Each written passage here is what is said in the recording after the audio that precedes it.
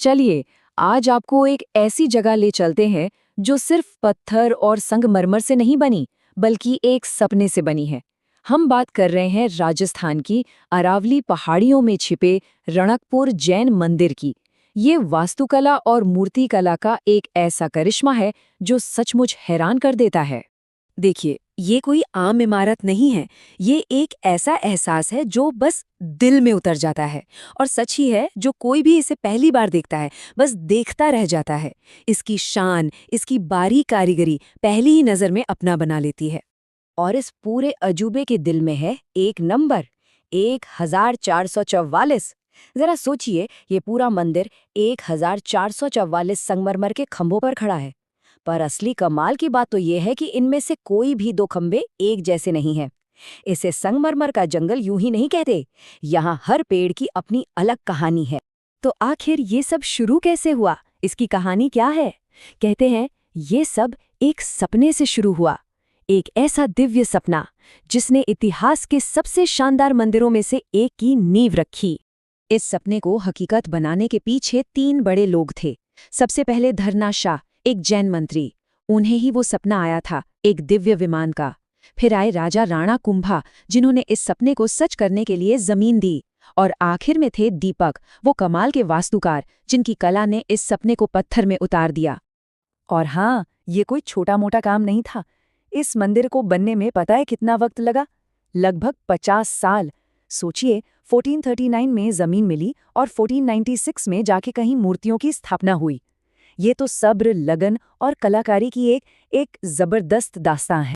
पर इस मंदिर की कहानी सिर्फ पत्थरों और नक्काशी की नहीं है। ये उस दौर के संस्कृति की भी कहानी है। जरा सोचकर देखिए, बनाने वाले जैन, पैसा देने वाले राजा एक शैव और पूजा करने वाले पुजारी हिंदू।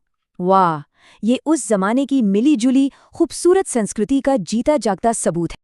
तो चलिए अब इस मंदिर के दिल में झांकते हैं, इसकी आर्किटेक्चर यानी वास्तुकला को समझते हैं। यही तो वो चीज़ है जो इसे सबसे अलग बनाती है। इस मंदिर का पूरा डिज़ाइन चतुर्मुख कॉन्सेप्ट पर बना है। चतुर्मुख यानी 4 मुंह वाला।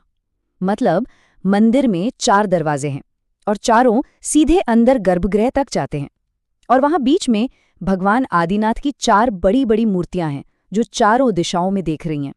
इसका मतलब ये है कि किसी भी दिशा से आइए, भगवान के दर्शन हो। और अब जरा इसके साइज को देखिए, होश उड़ जाएंगे। हम बात कर रहे हैं 48,000 स्क्वायर फीट में फैली 3 मंजिला इमारत की। 29 बड़े बड़े हॉल्स, 80 से ज्यादा खूबसूरत गुंबद।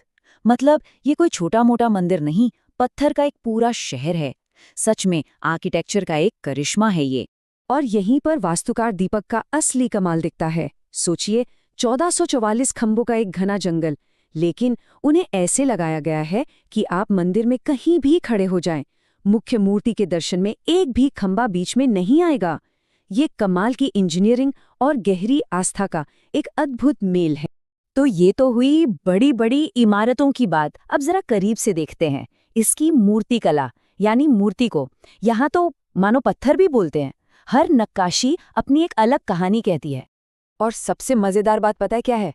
कि हर कारीगर को पूरी छूट थी अपनी कला दिखाने की। और इसीलिए एक भी खंबा दूसरे जैसा नहीं है, एक भी नहीं। हर एक खंबा अपने आप में एक मास्टरपीस है, उस कलाकार की सोच का, उसकी कला का एक सबूत। मंदिर की 2 सबसे मशहूर मूर्तियों को देखिए। एक तरफ है कल्प वृक्ष, यानी वो पेड़ जो सारी इच्छाएं पूरी करता है, और दूसरी तरफ भगवान पार्श्वनाथ, जिनकी रक्षा कर रहा है 1000 सिरों वाला एक दिव्य नाग। और सबसे हैरान करने वाली बात, ये दोनों इतनी बारीक नक्काशी वाली कलाकृतियां संगमरमर के सिर्फ एक ही पत्थर से तराशी गई हैं। सिर्फ एक। पर इतनी खूबसूरती, इतनी परफेक्शन के बीच मंदिर के दिल में एक राज छिपा है, एक ऐसी कमी जो जानबूझकर छोड़ी गई। तो सवाल उठता है, जहां हर चीज इतनी परफेक्ट है, इतनी सटीक है, वहां एक खंबा जानबूझकर टेढ़ा क्यों बनाया गया? क्या वजह थी?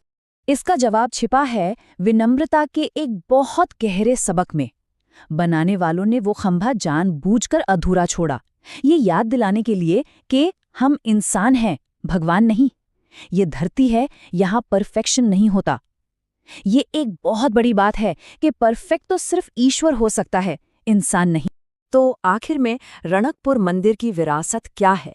आज के ज़माने में ये इतना ज़रूरी क्यों है? कला के लिए, धर्म के लिए, हमारी संस्कृति के लिए? देखिए, रणकपुर मंदिर सिर्फ एक पुरानी इमारत नहीं है, ये जैन धर्म के 5 सबसे बड़े तीर्थों में से एक है। राजस्थानी आर्ट और आर्किटेक्चर का तो ये सबसे ऊंचा मुकाम है। इसे तो दुनिया के नए 7 अजूबों के लिए भी नॉमिनेट किया गया था। ये एक ऐसी विरासत है जो वक्त के साथ और भी कीमती होती जा रही है। तो जाते जाते ये 600 साल पुराना मंदिर हमारे लिए एक बड़ा सवाल छोड़ जाता है। आज के इस डिजिटल ज़माने में जब हम हर चीज़ में परफेक्शन के पीछे भाग रहे हैं, क्या हम उस खंबे की सीख को भूल गए हैं? उस जानबूझकर छोड़ी गई कमी के पीछे की समझदारी को? शायद असली खूबसूरती परफेक्शन में है ही नहीं, बल्कि अपनी कमियों को अपनाने की विनम्रता में है ना? सोचने वाली बात।